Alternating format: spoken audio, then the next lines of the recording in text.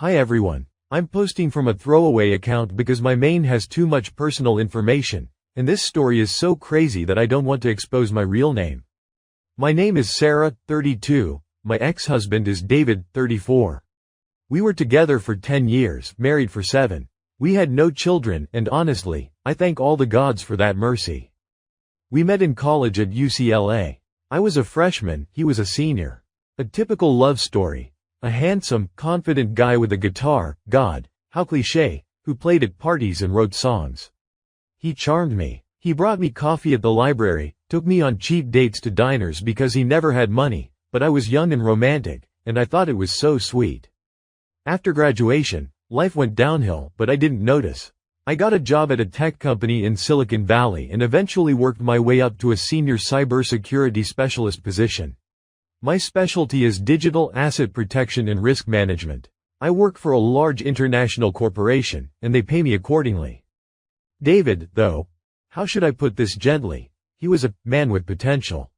He was very talented at talking about his brilliant ideas, but rarely got around to actually doing them. He tried to become a musician, failed. He tried to start his own record label, failed. He tried to become a podcast producer, also missed the mark.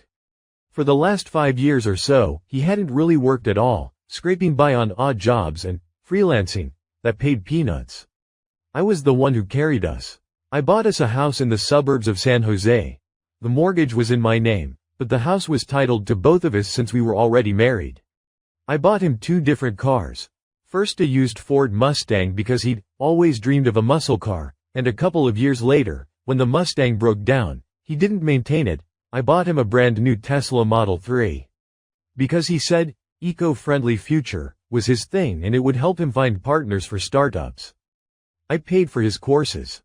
He dropped out of an online MBA program twice because the professors are idiots who don't understand real business. I paid for his endless networking meetings where he just drank expensive whiskey with other losers. I turned a blind eye to everything. Because I loved him. Because we were a team. At least, that's what I thought.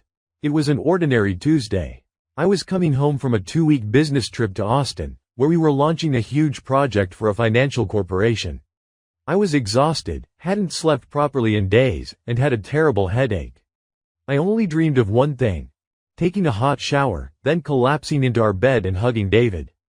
I pulled into the garage around 9 p.m. The house was lit up. I heard music, some jazz was playing, definitely from his romantic mood playlists. Strange, I thought, he knew I was coming, but he didn't meet me.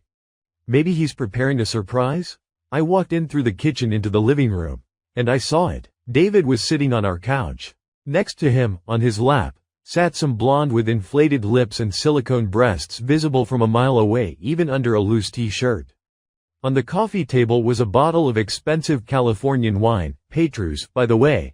I'd brought it back from a previous trip and was saving it for our anniversary, a cheese plate, chocolate, candles. They were kissing. She was unbuttoning his shirt. I stood in the passage between the kitchen and living room for about 10 seconds, and they didn't notice me. Then the blonde looked up, jerked, and screamed. David turned around. His face. You should have seen his face. It wasn't guilt. It was annoyance. Pure, transparent annoyance that his party had been interrupted. Sarah? He said, in a tone that suggested I'd shown up uninvited. You were supposed to come back tomorrow. My flight was rescheduled, I replied. My voice sounded strangely calm. I texted you. Didn't you read my messages? He started to get up, pushing the blonde aside. She, by the way, didn't even bother to get off him immediately. She just sat there, looking at me with an expression that said, "So what are you doing here?" Sarah, this is Mandy, David babbled. We're working together on a podcast. She's helping me with content, and we were just discussing ideas and undressing is part of the discussion? I interrupted. A new brainstorming method? Sarah, please don't make a scene. He suddenly went on the offensive. You're always like this. You come home and start bossing everyone around. Mandy and I have a special connection. I didn't want you to find out like this, but I didn't listen further. I turned around, went back through the kitchen to the garage, got in my car, and left. I stopped at a motel on the edge of town, got a room, and sat there until morning, staring at the ceiling. I didn't cry, not a single tear. I just lay there and thought. And the more I thought, the clearer one thing became. I was tired. I was tired of being his mommy, his sponsor, his therapist. I was tired of carrying the grown man who only gave me flowers after I'd hinted at it 10 times. The next morning, I didn't go home. I went to the office. I had my own office there. I locked myself in and started Googling. My first call was to a lawyer. I found the most expensive and ruthless divorce attorney in San Jose, a woman named Linda Chen. She had a reputation as a shark. I booked a consultation for that same day. Linda listened to me, asked a few questions, and immediately got to the main point. California is a community property state. Everything acquired during the marriage is split 50-50. The house, the cars, the accounts. Even if you paid for everything yourself, the law is on his side if there's no prenup. We don't have a prenup, I said, because I was a fool who believed in love. Linda nodded. There are options. First, prove he damaged the marital estate through his actions, for example, by wasting joint funds on a mistress. Second, a settlement agreement. Sometimes it's better to negotiate than to drag it through court for years and spend money on lawyers. I left her office thinking, there will be no peace here. David would want half. He'd want my house, my money, my Tesla, the one I gave him, but legally it's joint property. But I wasn't going to give it away just like that. That's when I started my game. I went home 3 days later.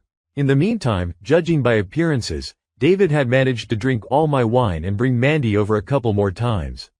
I hadn't installed cameras yet, but my neighbor, Mrs. Rodriguez, an elderly Mexican woman who adored me, whispered to me that Mr. David brought some girls over, and that it smells like weed here. Excellent. Food for thought. David met me with flowers. Cheap supermarket roses that were already starting to wilt. Sarah, forgive me, he began his rehearsed speech. It was a mistake. A midlife crisis. Mandy means nothing to me. I only love you. Let's see a marriage counselor. I listened and smiled. Inside, there was nothing but cold emptiness and a desire for revenge. You know what, David? I said softly. You're right. Let's not do anything rash. Let's talk calmly. He relaxed. He thought I'd swallowed it. I proposed a deal to him. I don't want court. I don't want to waste years and nerves. I'm proposing a settlement agreement. I'll take my car, my old Honda CR-V, all the savings in my personal account, about $80,000, and I'll waive my claim to the house. The house stays with you. But you have to pay me compensation for my share, $200,000. In equal monthly payments over 1 year. You don't have to sell the house. You can live in it and pay me in installments. It's a good deal for you. You keep a California property that only appreciates. The house was worth about $1.2 million at the time. His share was $600,000. I was asking for only $200,000. It was bait. Sweet, juicy bait for a predator like David. His eyes lit up. Of course, he was already picturing moving Mandy into that house, renovating it, and living happily ever after. $200,000? He repeated. And you'll just leave? I'll just leave, I confirmed. I need money for a new life. And you need the house. Deal? He agreed. We signed a property settlement agreement with our lawyers and a notarized promissory note, under which he was obligated to pay me $16,666 per month for a year. With a penalty of 1% per day for late payments. Yes, 1% per day. He didn't even read the fine print.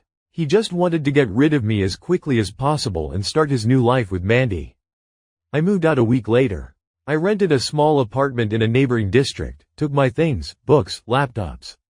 I left him almost all the furniture, appliances, dishes, everything I had bought. Let him choke on it. But I wouldn't be a cybersecurity specialist if I hadn't prepared. Before I left, under the pretext of updating the smart home system, I installed several hidden cameras and microphones in the house. Was it legal? Not entirely, but I was still a co-owner of the house at the time, and there's a gray area in California law on this. Besides, I wasn't going to use the recordings in court. I was going to use them for myself. For my soul. Oh God, what a pleasure it was to watch his perfect life crumble. The first 2 months were wonderful. Mandy moved in with him. They partied, drank, smoked weed in the backyard. Thank you, Mrs. Rodriguez, for the tip, bought new furniture on credit, in his name, of course.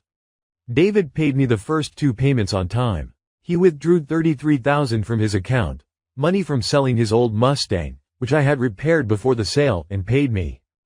And then it started. Mandy, as it turned out from their conversations, wasn't just a podcast assistant. She was a professional gold digger. She worked as a barista at the coffee shop where David hung out with his MacBook, pretending to work on his startup. She quickly figured out he lived in a nice house. He lied to her, saying the house was his and he was a successful producer, and latched onto him for dear life. From their kitchen conversations, the audio quality is excellent, I learned. Mandy was pressuring David to start his own business. Because freelancing isn't serious, it's time to become a real entrepreneur. She was already planning how to redo the living room, throw out my antique whatnot shelf, passed down from my grandmother, and put in a stylish bar. She thought of me as a boring, bespectacled nerd who didn't appreciate him. And most importantly, she was convinced David had more money, he was just hiding it. David, of course, wasn't hiding money. There was none, just the credit cards I'd gotten for him when we were married, which I canceled immediately after the divorce, and his meager savings, which were melting away before his eyes. He decided to open a business. Of course, what kind of business could a man open who had never created anything in his life? A coffee shop. They decided to open a trendy, sustainable coffee shop in a neighborhood that already had 15 such coffee shops per square mile. David took out a bank loan secured by the house. Yes, he mortgaged the house I'd left him to get $300,000 to open the coffee shop. The bank approved it because the house was unencumbered and worth more. Mandy was thrilled. I watched this and could barely contain my laughter. The coffee shop opened 3 months later. It was called Dream Bean. Cute. The coffee shop went under in 5 months. The reasons were classic. David hired a manager, an old buddy of his, who stole from the register. David didn't check the reports because, I trust people. Mandy came to the coffee shop every day, drank free lattes with syrup, ate croissants, and gossiped with the staff, demotivating the employees. David's Instagram marketing campaign failed. He hired some influencer for 10 grand, who posted once and forgot about them. The coffee was terrible, because David skimped on the beans. Debts piled up. The loan had to be repaid. Sales were falling. Mandy started to fight. From their arguments, which I heard through the cameras, oh, those cameras, the best investment of my life, I learned she was calling him a loser, a nobody, and an idiot. She threatened to leave. He stopped paying me on time. The third payment was a week late, the fourth was 2 weeks late. I sent him polite reminders via text. Hi. Just a reminder about the payment. 1% per day penalty, remember? He wouldn't reply or would write something like, leave me alone, money's coming soon. By the 5th month, the delinquency was 30 days. I sent him an official demand letter through my lawyer. He responded with an angry email calling me a heartless bitch, and saying that, because of you, I'm in crisis. By the 7th month, Mandy packed her bags and left. I watched this scene live. She screamed at him, threw his clothes, broke a vase, my favorite one, by the way, the one from Venice, and drove off into the sunset in her old Ford Focus. David was left alone, in an empty house, because some of the furniture had already been sold, with loan debts, a debt to me, and a broken heart. He tried to sell the coffee shop, but no one wanted to buy a failing business. He tried to sell the house, but it was mortgaged to the bank, and he could only sell it with the bank's consent and by paying off the loan. And the loan was more than the house was worth now. The market had dipped a bit. He was in a classic trap, owing more than his asset was worth. He started writing to me. First texts, then letters, then started calling from unknown numbers. Sarah, I beg you, give me an extension. I'll pay everything back. Sarah, Mandy left. I realized I only ever loved you. You were the best thing that ever happened to me. Sarah, if you don't drop the lawsuit, I'll be homeless. Is that what you want? To one message, I replied, yes, David. That's exactly what I want. Remember that Tuesday when I came back from my business trip? Remember how you looked at me? That's when I stopped being your wife and became your creditor. Interest is still accruing. The court hearing took place last week at the Santa Clara County Superior Court. David showed up in a wrinkled shirt, unshaven, haggard. He looked about 50. I showed up with Linda, in a perfect business suit, perfect hair. I felt magnificent. The judge reviewed the documents, the notarized agreement, the payment schedule, the penalty calculation, proof of delinquency, bank statements showing no deposits. David tried to object, said I had Ruined him, that I had deliberately set a trap. Mr. Thompson, the judge asked, did you sign this agreement voluntarily? Were you threatened? No, but did you understand its terms? Yes, but then on what grounds do you request its revision? David fell silent. The judge ruled. Recover from David Thompson in favor of Sarah Thompson, maiden name Wilson, the amount of $280,000, including penalties and court costs. The writ of execution was handed over to the marshals. But David has no money. He has a house, which is already up for auction by the bank. The first lionholder is the bank that gave the mortgage loan. They'll get almost everything. If anything is left after the auction, it will go to me. But it's unlikely anything will be left. David will be left on the street, with a $280,000 debt to me that he has no way to pay, and a ruined credit history for life. After the hearing, he approached me in the hallway.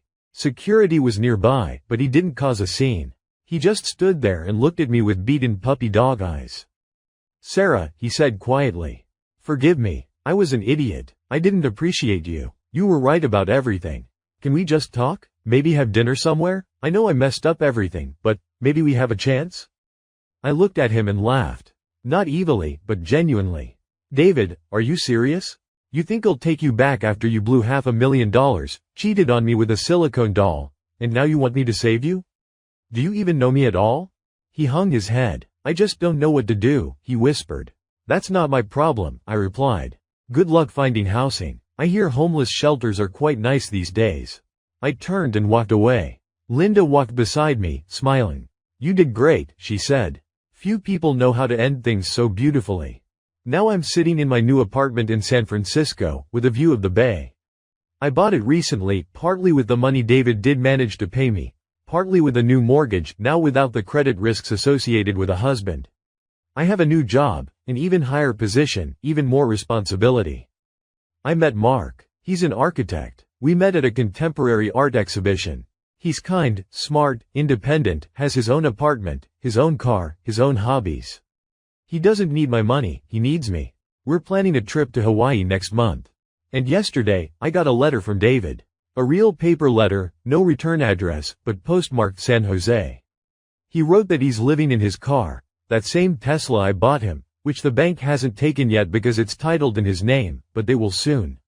That he's asking for forgiveness. That he's ready to do anything if I just give him a chance. That he's realized I'm the love of his life, and he can't live without me. I read the letter, smiled, and tore it into tiny pieces. Then I burned the pieces in an ashtray, glass, Italian, bought with my own money. Then I flushed the ashes down the toilet. 10 years of life. 10 years of hopes, plans, investments. 10 years I'll never get back. But I don't regret it. Because those years made me who I am today. Smart, strong, independent, and infinitely free. And you know the funniest part? Yesterday I checked Mandy's Instagram. She married some guy from Miami, a yacht owner. From the photos, she's found a new sugar daddy. She doesn't even text David. She's blocked him everywhere. The circle is closed. Everyone got what they deserved. Update. Guys, thanks for your comments and support. I'll answer a few questions that keep coming up. Was it legal to install the cameras? Technically, I was a co-owner of the property at the time of installation. In California, there's a concept of implied consent in common areas, but I didn't use the recordings in court, only for my own moral satisfaction. So no one can come after me. Plus, I removed the cameras a month after the divorce. But the information gleaned from conversations helped me understand his plans. Why didn't you just go to court immediately and instead offered a deal? Because in court, I would have gotten 50% of the house, about $600,000, but the court battle would have dragged on for years. David would have hired a lawyer, we would have fought, spent money. This way, I got a guaranteed $200,000, part of it paid, the rest as a debt, and got rid of him quickly. And crucially, I left him the opportunity to destroy himself on his own. Which he did. Don't you feel sorry for him? Not one bit. For 10 years, I carried that man. For 10 years, I believed in him, invested my money, nerves, and time in him. And in thanks, he brought another woman into my home and wiped his feet on me. Feeling sorry for people like that is a betrayal of yourself. What about the debt? The $280,000 debt isn't going anywhere. Even if the house sells at auction, he still has an obligation to me. The marshals will seize his assets, like that Tesla, garnish his future wages. He'll owe me for the rest of his life, unless he declares bankruptcy. And bankruptcy in the US is no picnic either, it wrecks your life for the next 7 years. So yes, he got what he deserved. Are you happy? Yes. For the first time in many years, I wake up and look forward to the day. I have a great job, a wonderful man, plans for the future. And no dependents hanging around my neck. Thanks for reading this far. Value yourselves and don't let anyone ride on your backs. End of story.